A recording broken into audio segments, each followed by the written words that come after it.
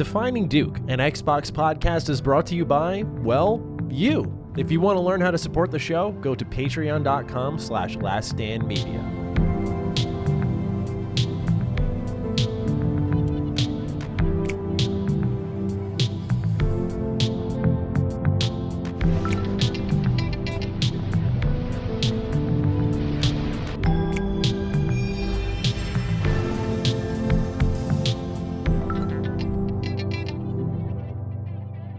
Salutations, everybody. It is Maddie here today, and welcome to Defining Duke Ultimate. This is a Defining Duke supplement and episode 12. If you're listening to this, you are a patron, and we thank you for your time, your support. We think this episode you're going to be very excited about because one of the big questions we get asked all the time on Defining Duke is, what exactly is the impact of Game Pass for a developer? What is it in the mind of a game dev? So I thought I would poke around the brain of Mike Rose himself, a big advocate of Game Pass, and figure out exactly what the benefits are, if there's any negatives to Game Pass. So, Mike, thank you so much for your time. Appreciate you joining the show and answering some questions about Game Pass. How are you? I'm okay, thank you very much. Thank you very much for having me. It's lovely. It's lovely to meet you and also be part of the show.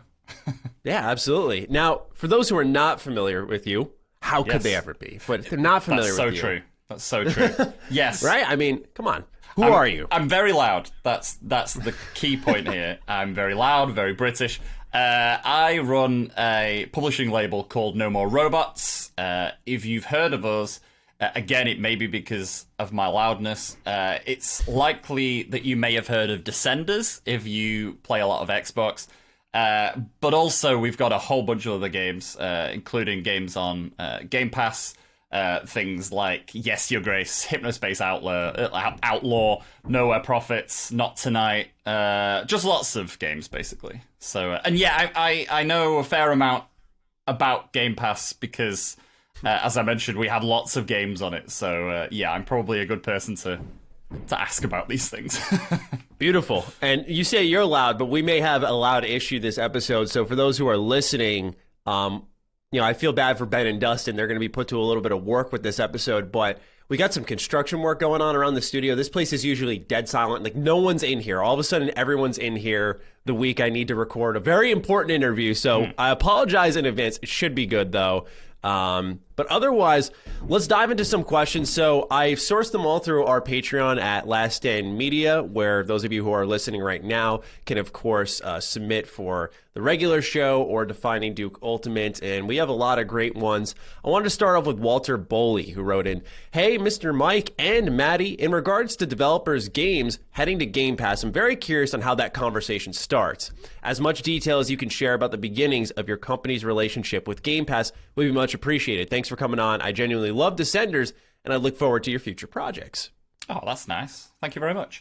Yeah, I mean, kind of two-prong answer. I guess, first off, the way that No More Robots got involved with Game Pass was actually a long time ago. The first time I heard the word Game Pass uttered was sort of 2017, I think.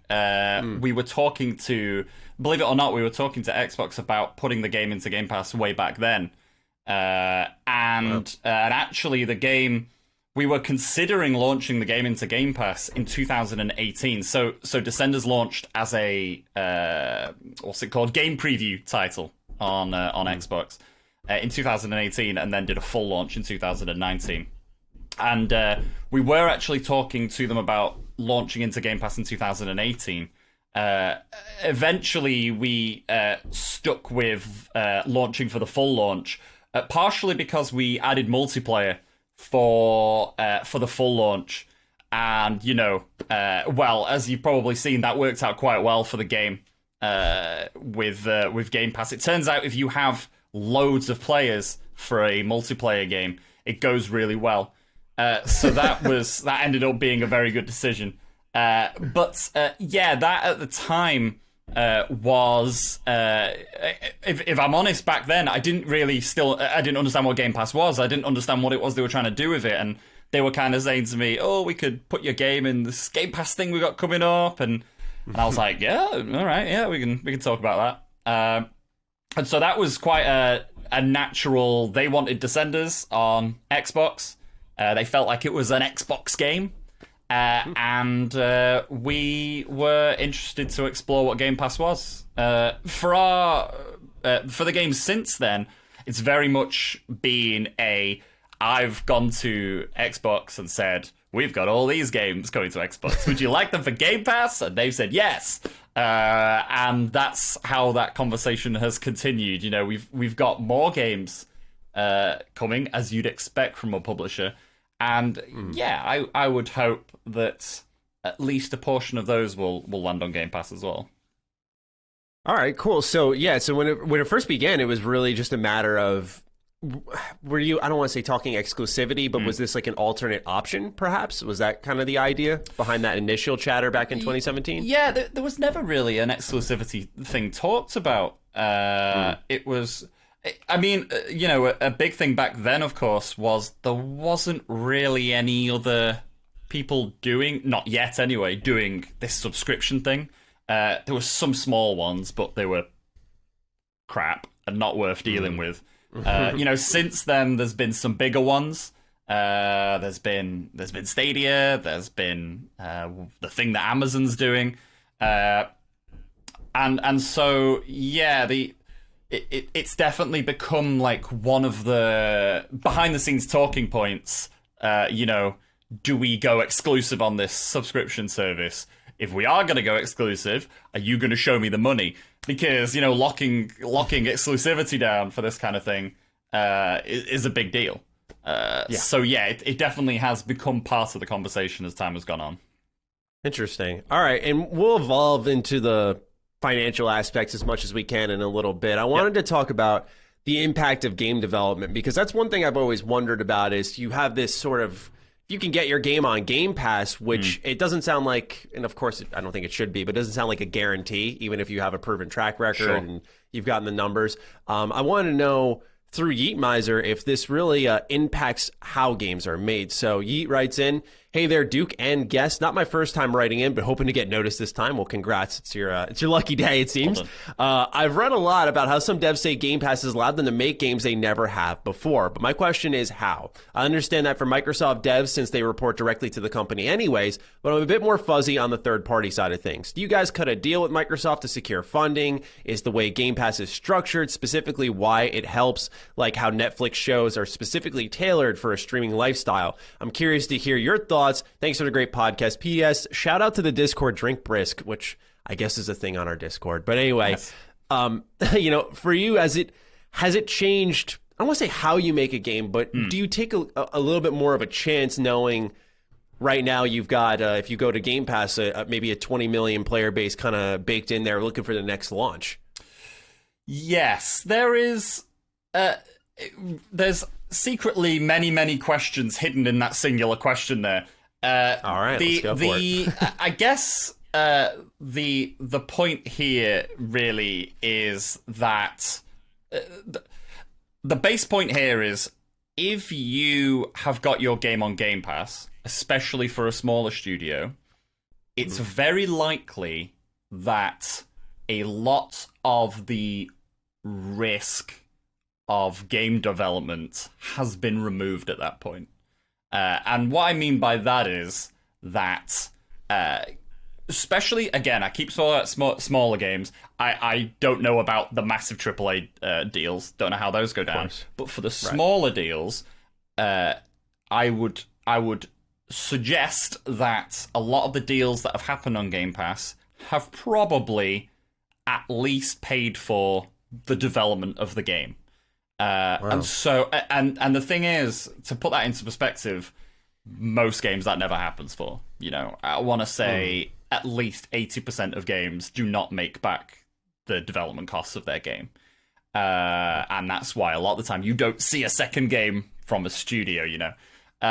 So for you to be in a position where you put your game on Game Pass, you make the money back that the development cost you, and now you also have tens of thousands, potentially hundreds of thousands of people playing the game. That's the dream. Like, that's what you wanted all along. Every person who's making a game just wanted to make their money back, hopefully make more on top of that, and have loads of players playing their game. So it's very much a situation where it's removing a lot of that risk. And now, of course, there's lots of different deals that will be going on. I can't really talk to those. I can talk about the deals we've done, but I'm sure there's a variety of different deals. I'm sure there's deals where games that are in development have been signed up for Game Pass, and that deal has helped them to finish development of the game. I'm sure that's happened plenty of times. So yeah, there will certainly be situations in which Game Pass has caused games to be created which won't have without it, essentially. Has that happened for you at any point, or you just well, speculating? in a way. So we've up to now, all the games that we've had on Game Pass were already ready, and we essentially put them on Game Pass as part of a deal. Having said that, it's certainly the case that the deals we've done on Game Pass have now allowed us to fund other games. You know, there's nearly half a dozen games that we're funding now, and arguably, we wouldn't have been able to fund all of those if we hadn't done Game Pass for some of our previous games. So, you know, from a publisher stance, it's definitely kind of played it forward to other people that we've worked with after that, essentially. Awesome. I think that actually carries perfectly into our next question from Anthony J. Sanchez. Hey, Maddie and Mike, I've been a Game Pass subscriber since June of 2017 when it launched and was an immediate fan of the service. It kept evolving over the last few years to become the juggernaut it is now. However, despite how much I love the service, I kind of stopped buying games. I usually just wait for a game I'm interested in to come to Game Pass, even if it's a year or two later. Is this concerning for developers? What are developers doing to sort of hedge their bets and determine if day one Game Pass is the correct decision? Lastly, what determines how long your game can stay on the Game Pass service? Thanks from sunny Florida. So I know it's a bit of a loaded question there because there's a lot of angles to tackle. And I know you've talked about being on the smaller side of things, so you can really only speak to that compared to the most recent bigger additions were something like MLB The Show or Outriders. But from your perspective, I think your type of games, I would imagine, benefit a little bit more from that added exposure. But generally speaking, do you think that, I don't want to say growing Game Pass is a concern, because I do think in a lot of ways it is the future of gaming, but do you ever worry about that lack of purchasing? Because on one hand, you just said, hey, we're able to make our money back and have people playing our game. That's the dream. And completely, I agree. Like, that's what you want, right? But on the other hand, to make more, to fund bigger, better projects, do you worry about the stopping of purchasing? And have you even experienced that as well? Yeah, it's tricky because obviously the future is a bit of an unknown here. I can speak to the now, and the now is that of the games that we've put on there, none of them have seen decreased sales from being on Game Pass, and that's a kind of core part of this answer, right? It would be a concern if we were putting the games on Game Pass and then they just stopped selling everywhere. That would of course be a worry. We have definitely not seen that. If anything, and this is hard to prove, but if anything, I feel like we've seen increased sales across all platforms from having games on Game Pass. It feels like it feels like the more people that play it, right, the more word of mouth. How often have you played a game and you've loved it and you've told a bunch of people? That's what I do. I can't help myself. I have to tell loads of people if I play a really good game. And I think the core thing here that a lot of people, when they're arguing on the internet about is Game Pass good, is Game Pass bad, with these kind of questions, is, and this is going to sound like a downer on it, but it's really not. There's actually not that many people on Game Pass. It feels like there is, right? It's like what they said, 20 million or something like that. It sounds like a giant number. It sounds like everybody's on Game Pass, but they're just not. Actually, it's still quite a small portion of people who are on Game Pass. It's big enough that developers are benefiting greatly from the added player numbers and stuff. But the truth is that actually, if I play a game on Game Pass and I don't buy it, and then I enjoyed it enough that I yap about it online and I yap about it to friends and stuff, all you need is one person who doesn't have Game Pass, which is probably most people I know, to go and buy that game. And it was worth that developer having the game on Game Pass because they've got a sale out of it and they got the Game Pass deal out of it, which I played it. And I feel constantly whenever I see the little back and forthing of people, saying good or bad things about Game Pass, that this is a core thing that people are missing. There's that, in its current state, Game Pass is still at the size where it is, where there are still plenty of people buying games. Will that change in the future? I don't know. If we get to 50 million people on Game Pass, you get to 80 million people on Game Pass, at that point, perhaps, some people will stop buying games. We've seen it happen in other industries. I used to buy so many CDs. I bought CDs all of the time. It was like this lame, nerdy thing that I used to do. And then I got Spotify, and it then became a question of why would I buy music anymore? It would be crazy for me to do that. We're still not there yet in games. I don't know if we will get there because I feel like gamers think differently. I feel like gamers want to own their games in a lot of cases. Yeah, there's an emotional connection. Not that there isn't for music, but there's something there with this. I think the storytelling maybe that lets you connect. And holding that thing means a little bit more. Yeah, I agree. There's definitely a difference there. Absolutely. So as this service grows, right? I wanted to tap back into the sort of dynamic you were talking about earlier, where we were talking about dev costs maybe being covered. Do you think as this service grows, will that still be a thing? Because I wonder sometimes.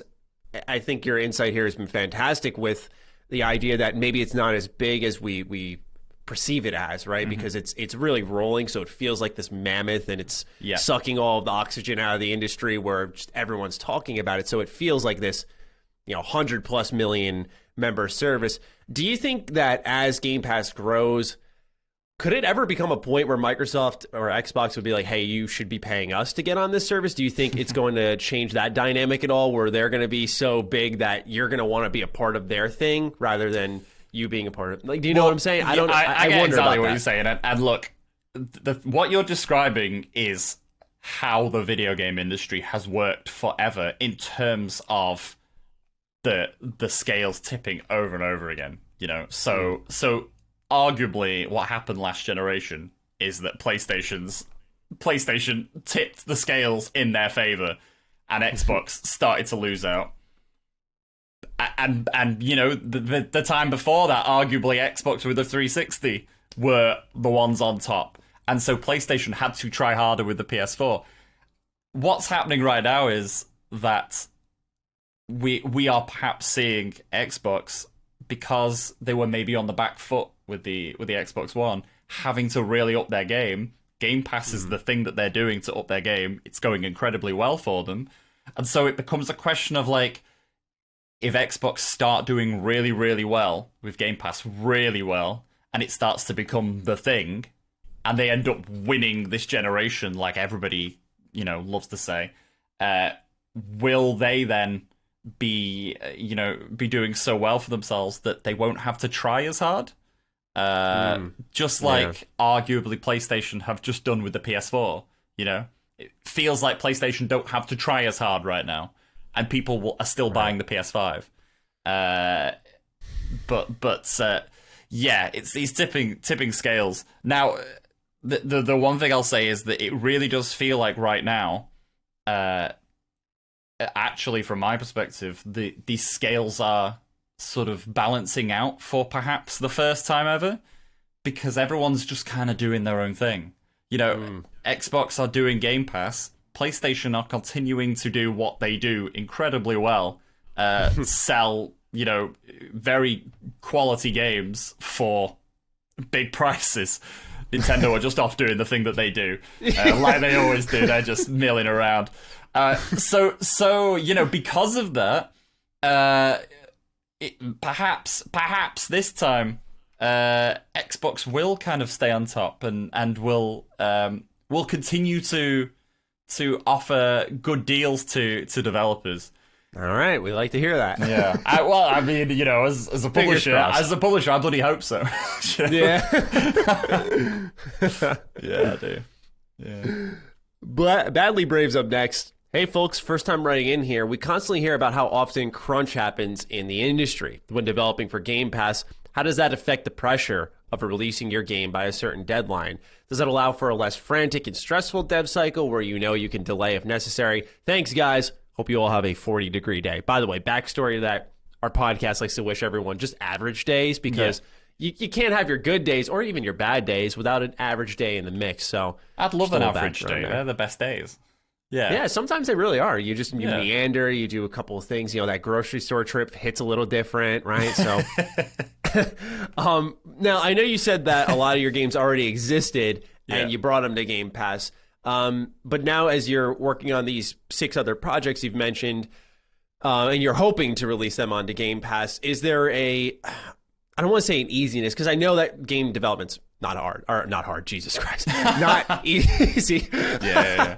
And so, I want to know what exactly, or rather, Badly Brave wants to know, does this affect some of the pressure that you feel when you know, like, hey, we have a chance to get this onto Game Pass? Yeah, it's tricky because, again, I can only speak from a sort of indie publisher perspective. From a AAA standpoint, I wanna assume that it's probably not going to change much. Unfortunately, the studios that were going to crunch are going to crunch. If anything, they've just added a new deadline. It's the get it ready for Game Pass deadline. So not that that's particularly Xbox's fault. It's just how a lot of these studios work. From our perspective, we haven't added any pressure or anything like that from we must have this ready for Game Pass time, it's very, very much not that way. Arguably, getting games ready for next gen now is actually more sort of potentially crunch-worthy than, getting them ready for Game Pass, but yeah, certainly. All right, so it seems like I want to say not much is changing, but game development will always be stressful. That makes sense.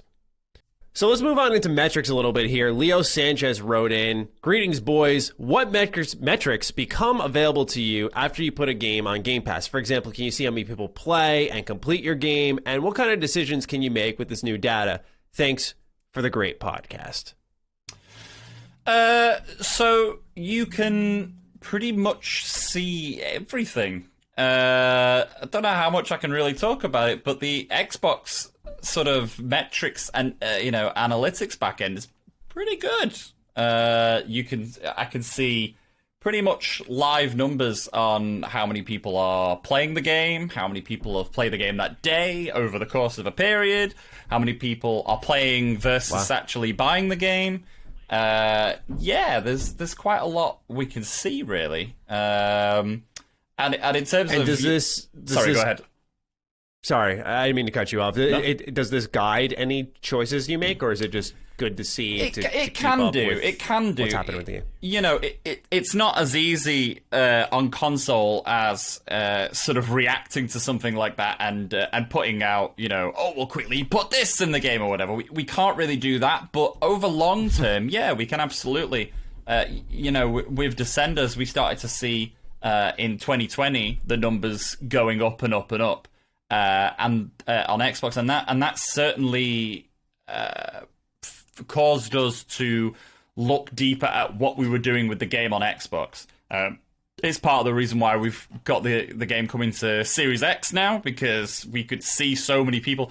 We can see the number of people playing on Series X as well, creeping up, and it started to make us feel icky because we wanted to give them a nicer version on Series X.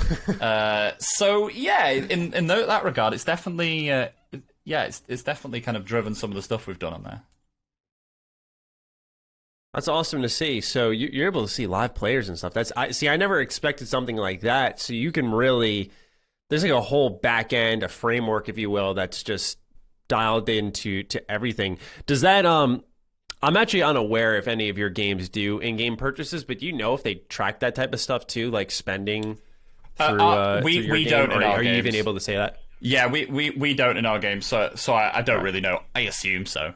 I guess it would be weird if Okay. it didn't. Yeah. Right? True. If it can tell you what player's on in the hour, then Yeah, pretty that would much. make sense. Well, that leads us right into what I think a lot of our questions were about, because not that people are obsessed with money, but they want to make sure your companies are going to be okay. Let's talk about the financials just a wee bit here. Andy Capped is our first one. Hello, good sirs. Are your games offered money in advance or per how many people download the game? In other words, is Microsoft taking a chance on your game, or is it the other way around? So you talked a bit about this, but I know Phil Spencer has said in a interview I had read that each Game Pass deal is different, and I don't think you could probably go into the specifics of each and every one you've experienced, but typically, how would it go down? Because I've seen like sometimes they're like, yeah, you download X amount. Like, is it a milestone thing, or is it like money per download? How does the actual money deals, however much you can get into it, work? Yeah. So this is stuff that I can't really talk about. So I will try to talk about it without talking about it. One thing that has happened a lot recently, especially in the last couple of years, is a lot of these kind of platforms coming up, these subscription platforms like Game Pass, and they all want to pay per download. They want it to be like you put your game on their platform, and what they do is they then take all the downloads that have happened that month across all games, and your game was 0.1% of all the downloads that happened. Some of them want to do it by time played, so your game was 0.1% of all time played across all games, and then they will pay you based on that.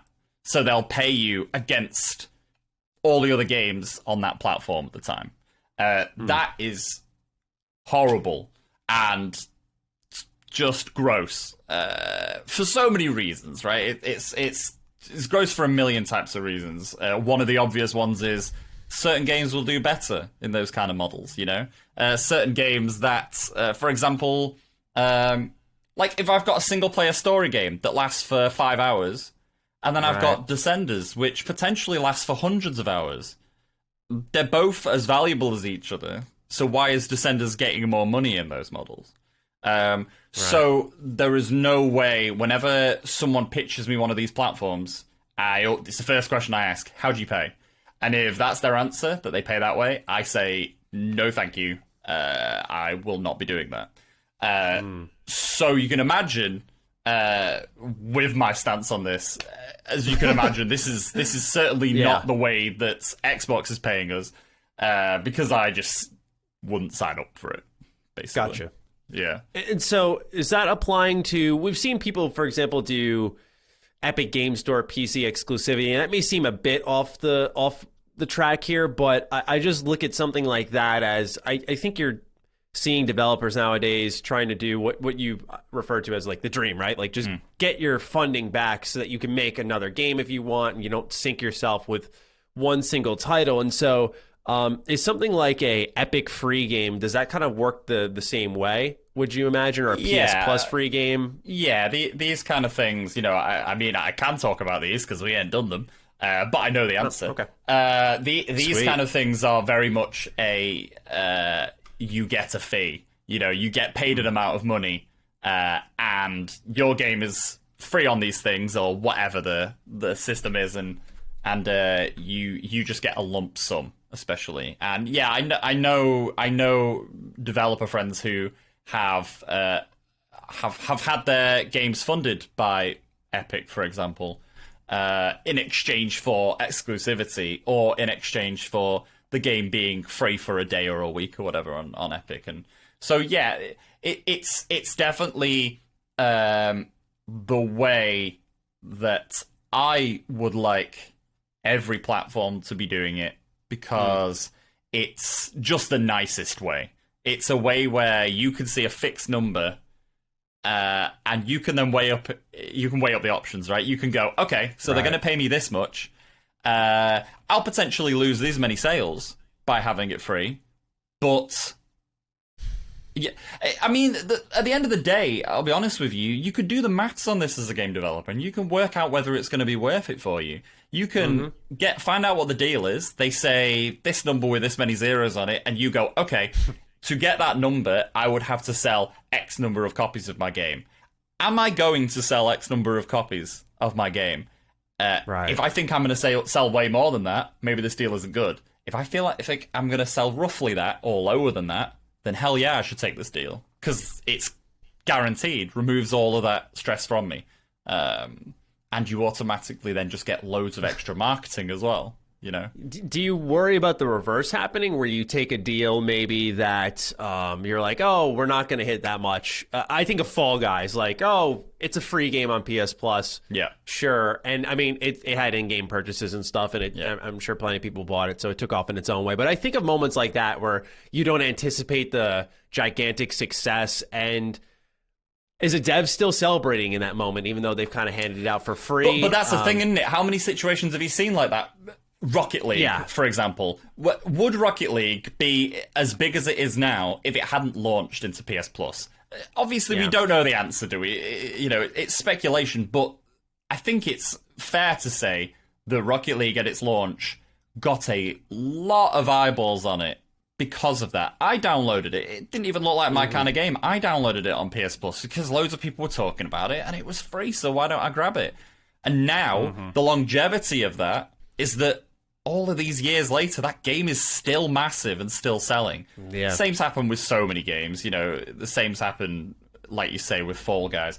Even for a game like Among Us, you know, the Among Us arguably did not need to go onto Game Pass. It already had so many people playing it.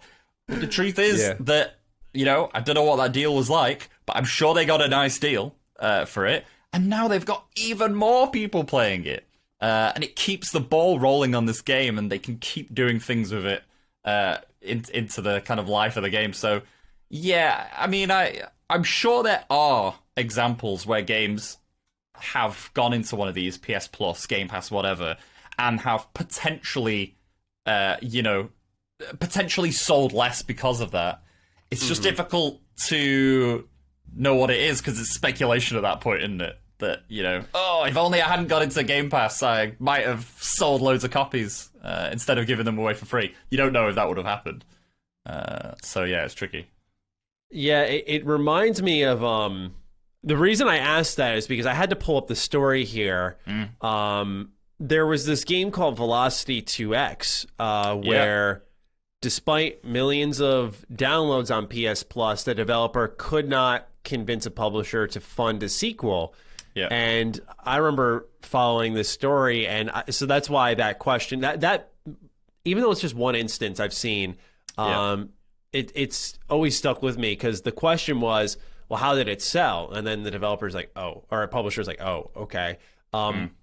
With Game Pass and stuff, has that aspect changed? Do you think it will change a little bit, where player base can kind of triumph the sales a little bit? And I guess that would depend on the type of game, if it's multiplayer or single player. But do you think those types of instances are still occurring?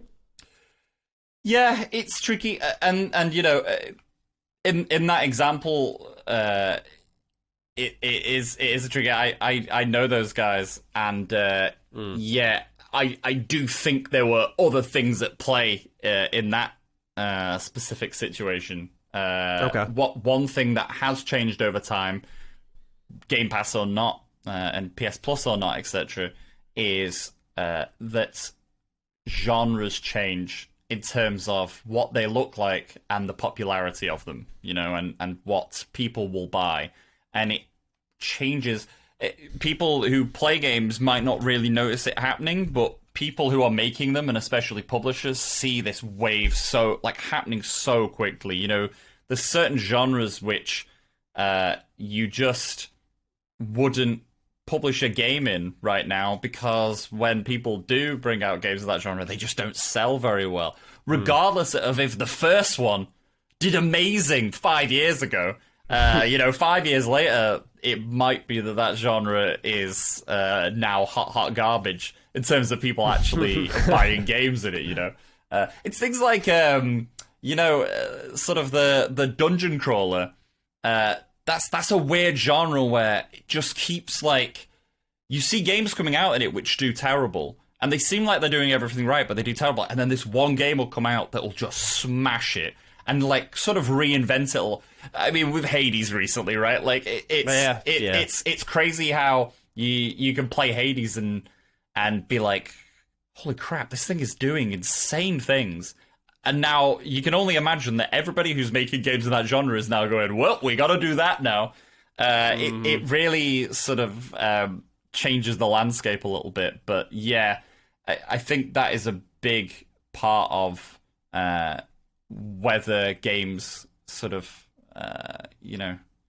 get set, or whether games make sense to publishers, especially in the future. Yeah. All right. Yeah, sorry, I know that was a little off track, but no, it's good. It's good. Thought it'd be worthwhile to dive into. Yeah. Lajnarn is up next. Hey, Maddie and Mike, is Game Pass really profitable? Now, I don't know if you could really tap into this, but your perspective is, as always, really helpful. According to Colin, it isn't, but some people in the industry think otherwise. The Game Pass team at Xbox has said that people buy more games thanks to Game Pass, which is definitely true for me. I would love to hear your input on this. So I've always had this very galaxy brain theory that Game Pass operates as a loss, but Xbox as a whole brand is very profitable. So it doesn't matter if Game Pass is this, if you will, sunk cost, because they're making money overall. How do you view it, and do you know if this is really a profitable thing, if you could even say? I just, from a developer's point of view, of course, I think it's a little more valuable than me, a guy who sits on YouTube a lot. So yeah, so it's a little bit like, so first off, I obviously don't know the answer to whether it's profitable or not. I will say that, you'll have seen the stories going around recently, right, where Epic are making losses because they are spending so much money on making games free on Epic Store and all this kind of stuff, and they say they're doing it for acquisition purposes. They're saying they're trying to get as many people using the Epic Store as possible, and by doing that, eventually then they'll have so many players on the Epic Store that they'll start making money. And for someone like Epic, they have all the money in the world because of Fortnite, so they can afford to do this.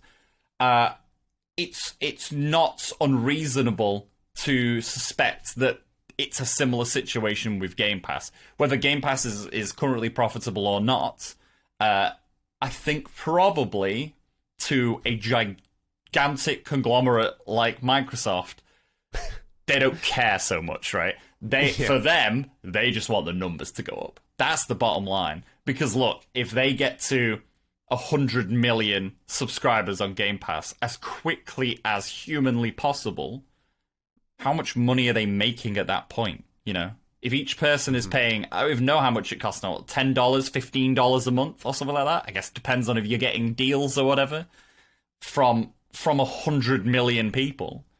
At that point, and here's the key thing, they can get subscribers very quickly, but it would take a lot more for them to lose subscribers quickly. As long as they keep the service rolling like it is, the subscriber numbers will probably eventually start going down, but it'll be a lot slower. And so once you get it to a certain number, what is there to complain about anymore? You've got this constant every month number of subscribers who are constantly paying for Game Pass. I can only imagine that if I was Microsoft right now, that's the goal that I have in my head. Get this number to be massive by any means possible.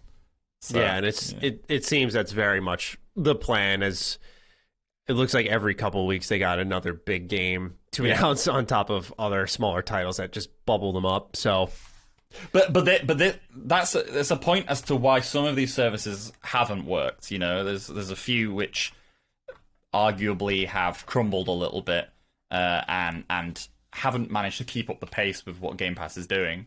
Part of the reason why Game Pass is doing so well is because Microsoft is doubling down right now. You know, like they have, I want to say realized, I'm sure this was the plan all along, but their plan right now is, let's just get this going. Let's start just firing on all cylinders. Let's make sure that these sub numbers are rising as rapidly as we can, because the faster that they rise, the quicker we are to our goal. So yeah, they are when you're seeing them signing crazy games, you know, it does feel like every single week there's an Outriders and the show and stuff like that. I mean, again, I don't want to talk for them, but I'm pretty certain that is what the plan is here. Yeah, because, you know, for me, it was obviously the Outriders deal was like the pretty insane start of it all, where you went, okay, they're doing a big game day one. But to me, what was more jarring is on the day that Outriders drops on Game Pass, they're like, we're doing the show. And it's like, no one even had time to celebrate this one game, because by the time it came out, they're like, here's the next thing. And that's obviously strategic, because it feels like you know what's next. It's almost a carrot dangled in front of you. Yeah. So, yeah, I think they're just going to continue to invest. Do you think...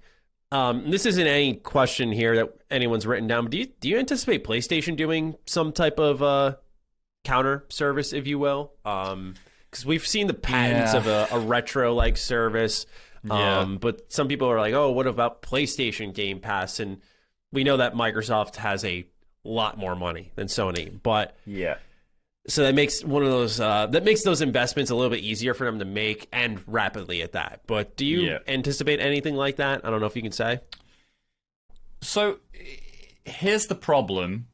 Even if right now it is happening, let's just say, for the sake of argument, right now, behind the scenes, they are planning it, and it's going to be announced soon at E3 or something like that. Again, I'm making this up. If that was happening right now, they're too late anyway. Game Pass has already got 3 years on them. It would take them that long to get to the same level. You know, these things take time. Just like, again, you know, I mentioned Epic. It's taken Epic years to get to even a fraction of what Steam has managed, because Steam has been around for so long and has been doing this for so long.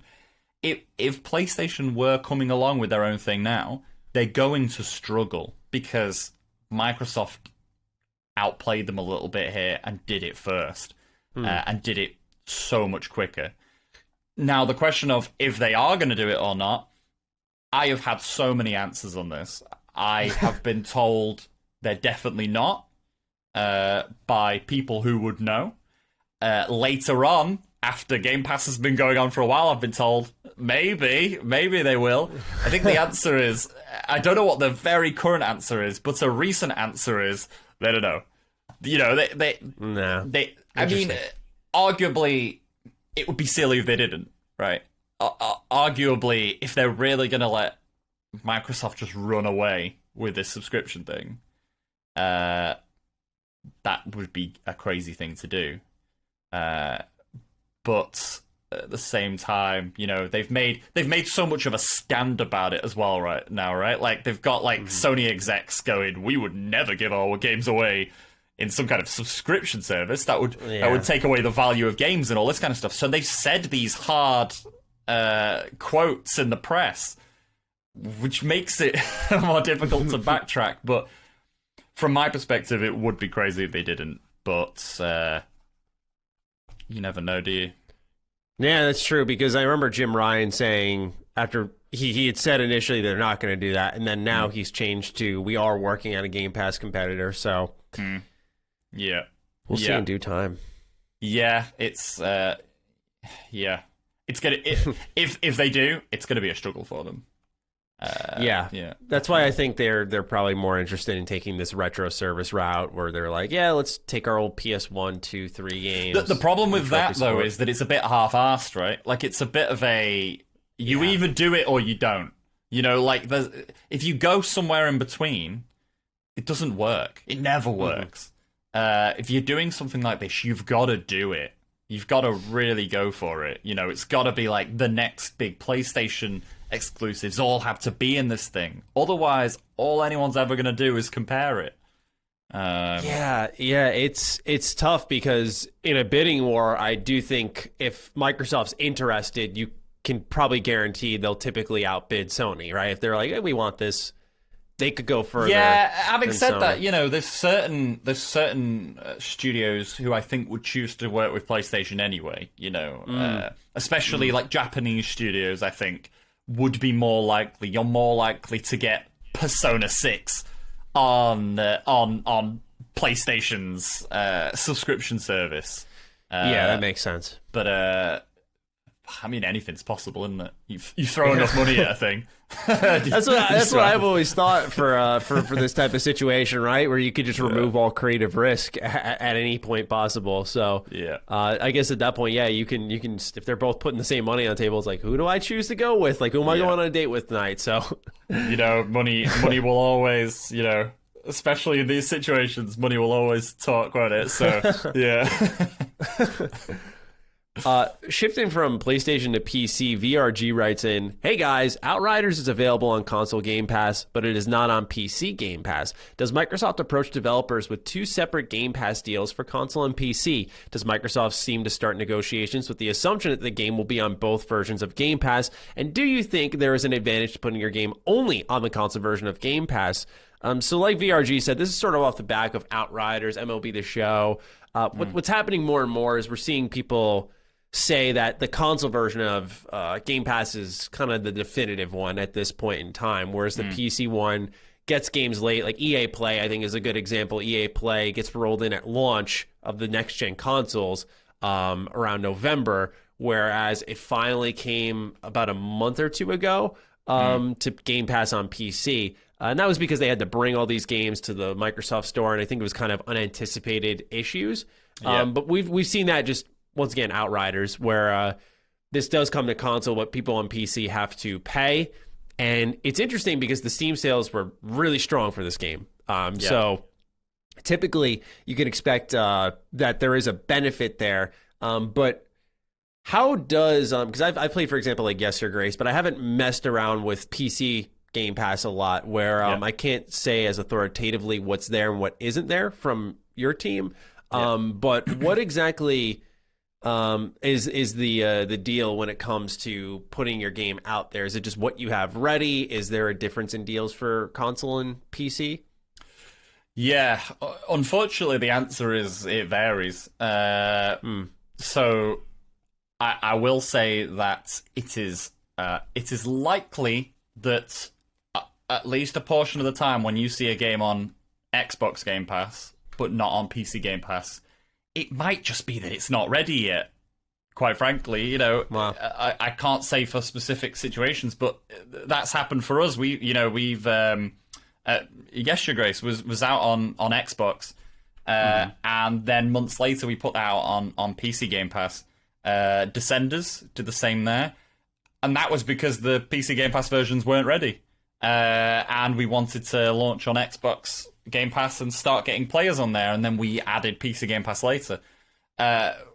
Is it so? So I don't know what's happened with Outriders, for example. I don't know if it's a similar situation. It's literally just the PC Game Pass version's not ready, and all of a sudden one day they're gonna go, there it is on Game Pass. I feel like we've seen that quite a few times recently, where people are like, "Oh, I can't believe it's not on PC Game Pass," and then like literally a day later, the PC Game Pass Twitter is like, "Here's the game now." It's possible that it's, you know, the Outriders is coming to PC Game Pass. It's also possible that, as you kind of suggest, maybe it wasn't part of the deal so that they could sort of sell better on Steam. I couldn't possibly, I genuinely wouldn't want to speculate there, because it could honestly be either way, really. So, if you don't mind me asking, is it like a separate deal where like so you put Yes Your Grace or Descenders out on console? Yeah. Do you say Microsoft like, hey, we'll hit you up later about the PC version, or is that a part of the deal? Sort of like, okay, with our relationship with Microsoft, it's been just a very fluid thing. It's been a very, like, we've said to them, hey, listen, PC Game Pass, we're gonna have it ready around here, and they're like, yeah, okay, cool. Let us know when it's ready. It's not been like they've been all over us like, get this thing ready. It's been very, very kind of fluid in that regard, yeah. Yeah. Okay, yeah, that's probably one of the biggest things that we talk about a lot on the show is the difference between these two deals. So they don't seem to start it with the assumption that both versions, they'll kind of take what's ready, and if say PC's ready first, that certainly has been the situation for us. And it looks like, and again, I don't know any details about these deals, but it looks like when I'm seeing games be announced for Xbox Game Pass, and then a month later they're coming to PC Game Pass, I'm going to go out on a limb and assume that similar situations, where it just wasn't ready. I feel like I'm probably safe in assuming that. But like I say, it is likely that there's other studios, that have done potentially separate deals for PC Game Pass. I don't know. So some people will. A lot of the time, it'll depend on the game as well, right? If a game is a PC game, it might be that they do not want to be giving that away for free on PC Game Pass, and they would rather be trying to make more sales there through Steam or whatever. So yeah, I imagine these deals are very much based on whatever a developer needs at the time, really. Makes sense. So you don't do you think that means that there isn't an advantage to the console version? It's just sort of addressing needs, and when it's ready, pretty much. Yeah, pretty much. Yeah. Okay. It's definitely. Yeah, it's more of a fluid thing, I think, than a really static. You get a contract and it's like you must do this version here and all this kind of stuff. Yeah. Yeah. Wanted to shift our attention a little bit to some potential negatives, and then we'll talk about the future of gaming, and then we'll be on our merry way. So nearing the finish line here. Cody Saunders starts us off by saying, "Hello, everyone. I have a simple question. What are this is in quotes, guaranteed negatives of putting a game onto Game Pass? Thanks, CS." So Cody wants to know, when you throw something out there, is there like this is the only part that will sting? Is there a thing in your head that I know a big negative. I know a big negative of Game Pass, which isn't really talked about a lot. So the thing is, when you give a game away for free, or not for free, but you give it to someone who's arguably not paying for the game, it's part of a subscription or it's free on a day. However, they're getting it, where they're not giving you money essentially. A big problem is that I call it a problem. It's not a problem. A big situation that happens, which wouldn't normally happen, is that you are getting loads of people playing your game who would have never chosen to play your game before. And that's great, because, you're potentially getting new people who are playing it and going, whoa, I would have never played this before, and now I'm getting to experience it. The problem is that a portion of those people have the exact reaction that they were going to have, and the reason why they wouldn't have bought it, because they hate it. And you get more of those people cropping up. So, for example, with Descenders, there's people who would have just never played Descenders, and a lot of people now play it, and they say to us, oh, I never would have played it, and I'm so glad I did, because it's so good. We also get a huge number of reviews that are like, 1 star, this is as crap as I assumed it was going to be. And you do get, we've had games where they've got a high rating, they've got like a 90% rating or whatever, and then we stick them somewhere for free. And this isn't just Game Pass, this is anywhere. We've had a game in a Humble Bundle recently, or we're giving it away for free in this bundle. And you get an influx of negative reviews when that happens, because an influx of people who are more likely to hate your game try it as a result. And so that's certainly been, we've got games on Xbox that had a high rating, and then after they went on Game Pass, they've now got a lower rating on Xbox, because we're getting more negative reviews from the average player. Now, is that a massive negative that would stop us putting games on Game Pass? No, it's not. I can deal with that, and I just have to steer the developers we work with away from the review sections and not let them read reviews. But yeah, that's certainly a big problem, I would say. Right.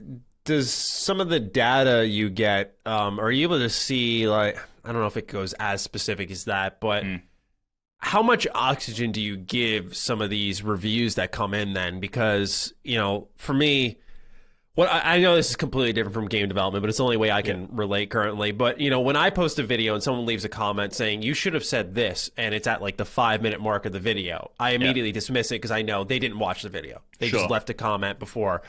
Is there a way you can either tell through some of these reviews, or do you take them to heart a little bit? Because I know there's a difference too when you get something for free. Like when I review a game, I will, let's say I get a code from a company, I'll still pay for the game and buy it for my collection, so my money's still out there. But I know not a lot of people do that. I know it's not financially really sensible, and some people don't care. But there is a difference when you're saying I'm reviewing something I got for free versus I'm reviewing something I paid for. So how much do you give mind to these reviews that you might be getting in Flux? Yeah, it's difficult. So I personally... I've been doing this for a long time, so I have quite a thick skin, and in fact, some of my staff would say that actually sometimes I enjoy it a bit too much when someone leaves a negative review. I definitely take it in a different way to a lot of the developers. There were a lot of developers who wouldn't cope with it very well. Okay. There's seeing an influx of 1-star reviews popping up as you've gone into Game Pass or whatever, I'm sure would be very disheartening to a lot of developers. I like you say, a lot of them you can tell they just picked the game up, played for 5 minutes, and then just it's very easy to download just a dozen games off Game Pass. And just in an afternoon, just go boom, boom. Yeah. And the thing is, and if you don't put money down for a game, you are in a bit more of a mindset where you can just dismiss it a lot easier. I've been in that situation, where I've played a game and I've maybe dismissed it faster than I shouldn't have. Arguably, I then don't go and leave a nasty negative review on it because I've got in the back of my mind that maybe I could have just given this game a little bit more time. Right. So yeah, there's certainly that element, and it's definitely if I see like a Descenders review, it's a 1-star, and they're talking about the first area in the game, and I can tell from that they've been playing for about 5 minutes and then decided it's crap.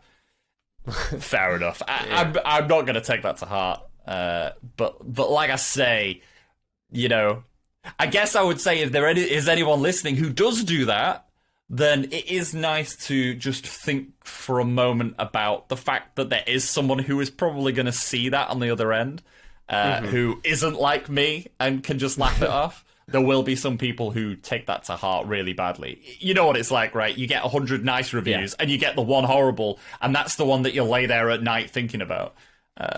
It's weird how the brain works, of course, and I'm like you, where I develop thick skin, but you also go through some of those phases where sometimes they just cut a little deeper than normal. You don't have that thick skin at the ready, and so that's why I wanted to ask, because there are definitely times like I will, like you said, I will get in there, I will get venomous, and I will enjoy tearing you apart. But 100%. Eventually, I feel like I've got little triggers. Like I will really hate it if someone like calls one of the developers we work with lazy. They'll like leave a review that's like, oh, lazy dev didn't even bother doing that. And I'm sat there knowing how not lazy they were, how much they were killing themselves, really trying to do their craft and all this kind of stuff. Yeah, there's definitely certain ways that will really irritate me, but yeah, you gotta learn to brush it off at the end of the day. Yeah. I know, yeah. So let's move on to Ruben Barrett. Hey guys, I love Game Pass, but I guess one of my concerns is the almost race to the bottom with game pricing, i.e. if your game isn't on Game Pass or say Sony's future version, then why would anyone bother to purchase it? It's kind of similar to how people won't really buy a DVD because they have Netflix with plenty to watch. Is this a concern of yours as a developer? So I know this sort of retreads some old ground from earlier in the show, but I thought the interesting angle here was really the race to the bottom with pricing. A lot of people, I agree in some sense. We look back at the PS2 era and stuff, and they're in the N64, PS1, there was a purity to that, right? You throw in the disc, you throw in the cartridge, you don't even think about it. You don't got to download patches, updates. You don't have to worry about server checking.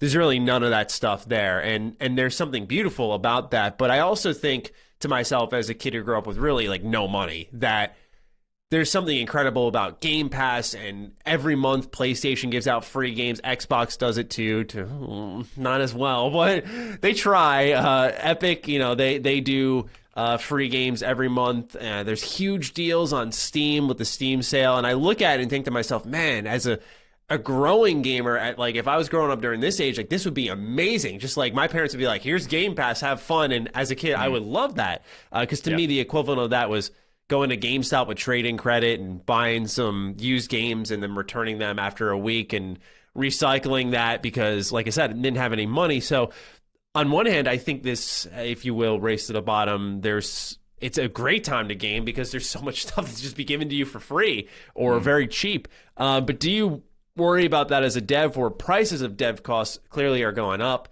Maybe a bit different on the indie scene where you can really hinge it on some creative element and some art style, and that can really take your game to a new level.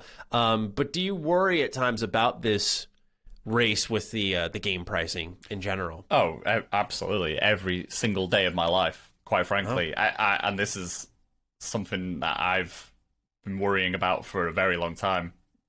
Even before all of this, it was a massive concern for smaller developers, especially. There's this idea with a lot of smaller developers that the way to combat this is to reduce your prices and start off at lower price and deep discount a lot.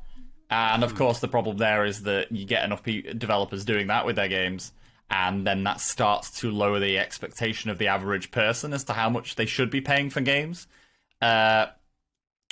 Fortunately, it seems like, at least for now, there are still enough people who will pay a decent price for a good game. You still get plenty of games coming out right now that people are buying at full price. In both smaller games and in the AAA space as well. Because it's been a concern for so long, I tend to, when something like Game Pass comes along, I tend to not worry too much that it's going to make the situation even worse. Because it's balancing on the edge of a precipice all the time, trying to work out how much you should price your game. So for No More Robots, we price all of our games arguably high. All of our games are at least $20. We got a few games that are $25. And we do that because that's how much I reckon they're worth. And you could argue that maybe when the games come out, maybe we sell less copies because of that. But for me, the long term is that we do like a 30% off sale on one of our games, and even with that 30% off, our games are still pretty much higher price than most other smaller games that at full price when they're released. So it gives us so much more wiggle room, to be able to do discounts later in our games. We got some games now that have been out for 3 years, so we're starting to now hit that. We're doing 50% off sales on them, that kind of thing. There's some publishers who just dive straight to 75% off, 8% off within the space of 4 months. That makes me sad. I look at that and I think that's going to be killing the kind of long term. It's part of why I think Descenders has done so well for so long. We went for a slightly higher price point than the average smaller game, and we have never discounted it below 40% or something like that. So is there a premium sense, if you will? Like this idea that some people, I think, I don't want to say attach themselves to, but there is a value to something, kind of like we were talking about with the reviews, when you pay for something, you just treat it differently. And I think the more you invest, there is a level of expectation there. But I've noticed with some games that when they don't go on sale much, it's almost like there's this premium feeling to it all. Is that sort of what's created through those price tags? That's pretty much it. And it's the persona I think I've tried to build around No More Robots specifically, is that we are a publisher who, if you want to own our games, you're probably going to have to pay just a little bit more than normal. Not a lot more. maybe, $3 more than you normally would for a game. So it's not a crazy amount. But yeah, since I sort of started this thing 4 years ago, I've wanted to definitely get that across to our players, and I think, when I see people talk about No More Robots on forums and stuff like that now, I do feel like people talk in they are a little more sort of premium. Their games are good, and I think part of it, weirdly, is because we price higher. It makes us It's feel like you pay less... for it and it's worth it. That's yeah. feeling. If we can keep publishing a really good collection of games, then people are then just more likely to... If they know that our next game, if they pick it up, they're going to at least have a little bit of fun, they're just more likely at that point to want to slip us a little bit of extra money for it.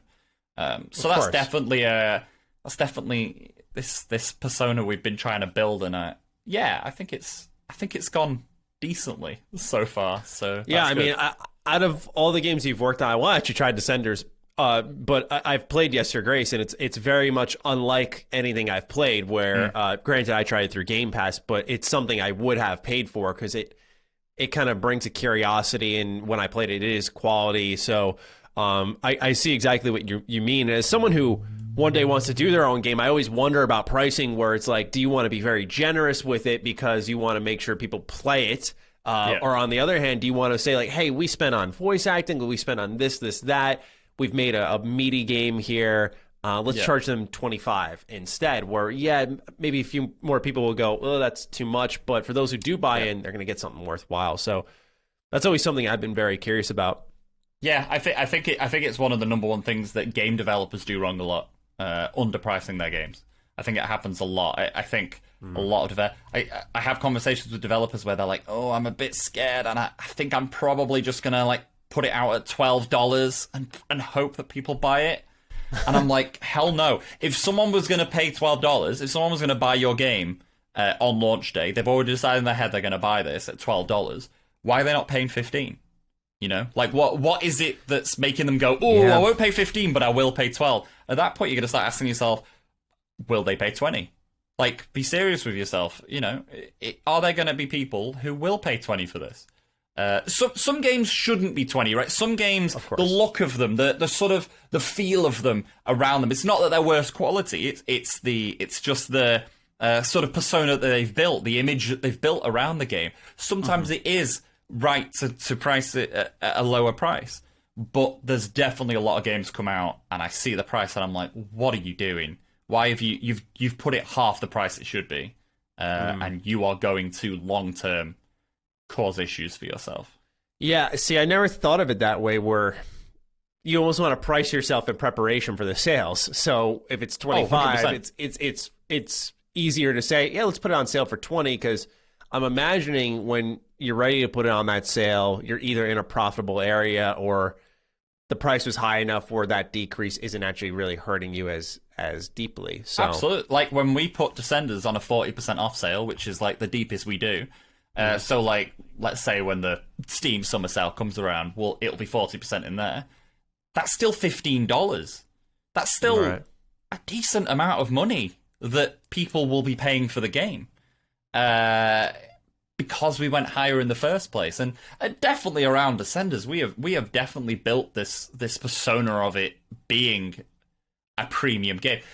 We're kind of in this weird space in between. You can tell it's not like an EA Sports game. You can tell it's not like gonna have all these real brands in it and all this kind of stuff. But it looks decent, and it's got loads of content in it. So yeah, all right. Maybe I'll stick the $25 down for it. Yeah. Content's king. That's what I always say. Yeah. Last question, and then we'll talk a little bit about you and what's coming up for you.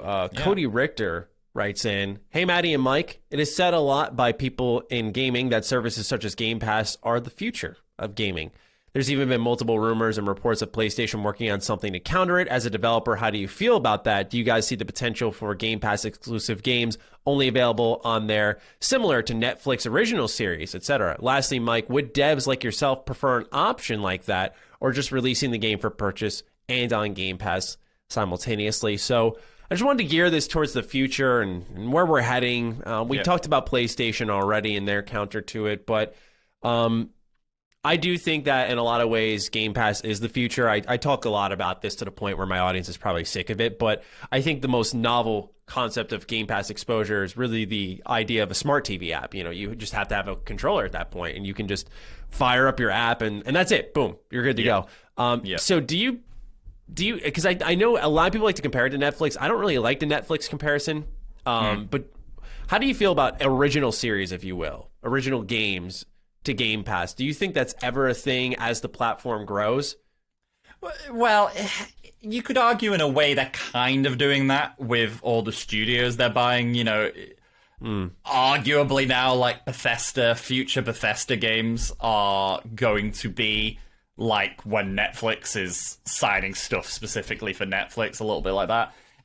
But having the element where people can buy the game as well, it is definitely what makes it stand out. And I think they would do it in TV and movies if they could. You know, if they could put a price tag on Netflix as well and you can choose to buy it. I guess on like Amazon, they kind of do that. I don't know what Amazon's like over there, but like Amazon Video here, you know, it's like Netflix. But then there's always a buy button as well, and you could actually then go ahead and buy or rent shows outside of their Netflix model as well. As long as that is always still around, there's always the option to be selling games. I think it'll be fine. If that starts to get removed, or if Game Pass ever eventually is just you can't buy games on Xbox anymore, and it's just you're paying a subscription fee, that definitely becomes an issue at that point. You do need, because then it's completely out of your control. You know, at least now, if we have a title on Game Pass, we can still be doing things to make it sell more copies, and have it making a sort of monthly revenue for each of our games. Whereas that kind of model would arguably remove that. Yeah, I just, from my perspective, I don't see it as a sensible idea to have these exclusive service-based games. And the reason for that is just because, you know, with it being such a creative risk, why eliminate an avenue? Even if Microsoft's like, hey, we'll pay for the whole thing. I mean, don't you want to stand the chance to sell it and make more beyond that? Like, it is an art form, but it is also a business. And, you know, you don't know what happens if you come into that extra money, what you can make after that. So... Well, arguably as well, the narrative right now is perfect for Microsoft, right? The narrative is they put out a game, it costs money, or go on Game Pass and it's free. If they don't also have that price tag on it, they can't tout the fact that you could actually be playing for this for free right now instead of paying. That's actually, yeah. So in a weird way, having the price tag on is perfect marketing for Game Pass. So... And it's what they're kind of doing with the PlayStation, where you're kind of hitting them in the kneecaps with something like MLB The Show, where it's like, yeah, you can take this formerly exclusive series and you can pay $70, or you can come to our service and pay $15 for a month and play it, and then it's a hard pill to swallow, really, isn't it? If you know, again, I see on my Twitter all the time all these, you know, sort of.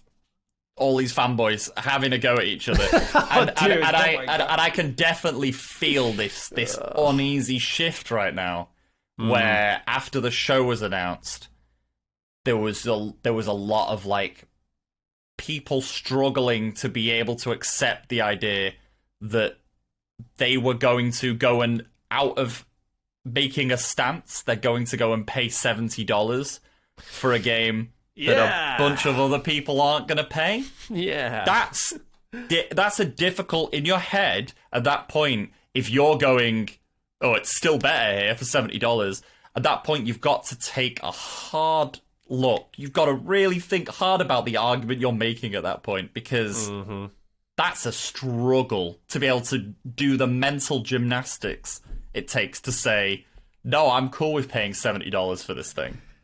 You know, because for a lot of people, that's half a year of Game Pass. You know, for that price. Yeah, that's the thing is, I made a whole video about it. I called it Unfiltered Maddie because, as you can tell, I try to conduct myself in at least a semi-professional manner. But in that video, I was just cursing my brains out because I was like, how the hell can you actually like make an allegiance to a piece of plastic? You know, because here's the thing, right? I run an Xbox show here. Like, obviously, if anyone stands a chance at drawing an allegiance to a brand, it's probably me and my co-host Carrick. And both of us are like, we don't care. Like, we're interested in their space, but you know, it's this like attachment of an ego to these brands. It's wild to see. I've never understood. You know, I say I've never understood it. When I was a kid, I understood it. You know, I was like, who's gonna do better, Sega or Nintendo? I loved that stuff when I was a kid. When you look at it now, I'm like, really, you know, you can bat for whichever team you want to, but they don't. It's not like if you're gonna go ahead and pay those $70. It's not like someone's going to stand up and clap you. Like, it's not going to happen. You're just going to have paid $70 for a game that's free elsewhere. Which, like I say, is, for me, I think is a difficult pill to swallow for. And I imagine there are a lot of people who have been arguing against Game Pass who, even if they're continuing to right now, are probably in their heads starting to wonder, why am I arguing against this thing? Well, yeah, because I always joke that it's this idea of like, you will say you see a PlayStation fan waging a war in a Twitter thread with someone. It's like, Jim Ryan's not going to come out and be like, mate, thank you, and like shake your hand, like, thank you for protecting us. Like, that's not going to happen. So I've never really quite understood that. But no, it's tricky. To wrap things up, I just wanted to give you the chance, if you'd like to just talk about what's coming up for you. You know, you've answered so many of our questions, and I appreciate that. And the Last Stand audience, my audience from my channel, you know, they're very enthusiastic. So I'm sure they'll be ready and willing to see where you're taking things, especially with how much you're advocating for Game Pass. So, you know, if you're able to talk about some things on the schedule that's upcoming. Yeah, we have a lot on the schedule. Annoyingly, I can't really talk about most of it. Makes sense. But essentially, we are on the cusp of announcing 1 million games. Okay, probably more like 4 or 5. But feels like 1 million. It feels like 1 million. And yeah, in fact, we're starting from next week. We're basically going into announce mode. We've got a game we're announcing next Tuesday, which we've been teasing online a little bit, and I'm extremely excited for that. All right. Pretty much maybe 3 weeks later, we're going to announce another one. I think about 2 weeks after that, we're going to announce another one. Another 2 weeks. Basically, between now and August, we are going to be announcing hella games. Nice. And launching a couple of them as well. And they are, if anybody knows No More Robots sort of past catalogue, they are all over the place. We've got we've got management games, we've got a political game coming up. we have got sequels on the way. You know, we're in an incredibly nice position where our games have done so well that there are now multiple sequels in production currently. Awesome. So yes, basically, in a few months' time, we are going to have so many games we're going to be screaming about nonstop, and I have got my fingers crossed that people respond to them in the way that I hope they will, because it's been killing me a little bit not being able to talk about them, quite frankly. Well, it seems like soon you can pull the lid off of it. Of course, in theme with this episode, I need to ask: do you expect to do any Day One Game Pass stuff? I would like to. And I'm perhaps in talks too. Nothing concrete as of yet. But if anybody from Microsoft is listening, I think some of them do. So I'm down. I'm down with that. Good stuff. Yeah. Well, fingers crossed. Hopefully you do. We'll be sure to signal boost all of that, help put you on the map, and get people talking about your games even more. And Mike, it's been great to talk with you, unless you got anything else you want to throw in there. No, that's all good. Thank you very much for having me. It's been lovely. Yeah, you've been extremely insightful. This has been probably my favorite interview I've done. Yeah, it's been loose, it's been enjoyable. You've been enthusiastic and really didn't hold back, I felt, on any of your answers. And so I think our audience is going to be thrilled. And I'm really excited to see the reception to this episode, because I'm really happy with it. So just thank you so much for lending me your time today and coming on to chat about Game Pass and sort of how it's impacted you as a game dev. No worries. Thank you for having me. Oh, it's my pleasure. And with that, ladies and gentlemen, thank you so much for listening. Once again, if you want to support the show, you can head over to patreon.com/laststandmedia, where 10,000 plus of you do. You can get early access to Defining Duke. You can get this show here. We're not really always posting these episodes publicly. I do plan on eventually making this public, but that's typically not the thing we do. So if you want more episodes like this, be sure to support over there. And then do support Mike, No More Robots. Be sure to check them out. Where would you want them to go to? Twitter, website? Oh, you can go anywhere you like. If you'd like to buy one of our games, they're available across all platforms. Beautiful. And of course, do feel free to go download or get all our games on Game Pass, because you can get them for bloody free. There you go. Just like that. The race to the bottom continues. Yeah. Anyway, be sure to check out some of Mike's games. I'm going to be trying out Descenders for this week's episode of Defining Duke. And with that, once again, thank you, Mike. And we will catch all of you next time with episode 13 of Defining Duke Ultimate and 16 or 17, I'm losing count again, of Defining Duke. With that, we'll talk to all of you very soon, all right? Take care of yourselves and goodbye. Defining Duke, an Xbox podcast, is a product and trademark of Last Stand Media and Collins Last Stand LLC, and is recorded from the good old USA. The show was conceived by Matthew Mr. Matty Plays Schroeder and me, Colin Moriarty, and is written and produced by Matthew Schroeder. Matty's co-host is Jeremy ACG Penter. Defining Duke's executive producer is Dustin Furman, and the show is edited by associate producer Ben Smith. All of Last Stand's theme music is by Ramon Narvaez. As you know, all of Last Stand Media's shows, including Defining Duke, are fan-funded on Patreon at patreon.com/laststandmedia. The following names are at the producer support level or higher on Patreon, and we're grateful for your kindness and generosity.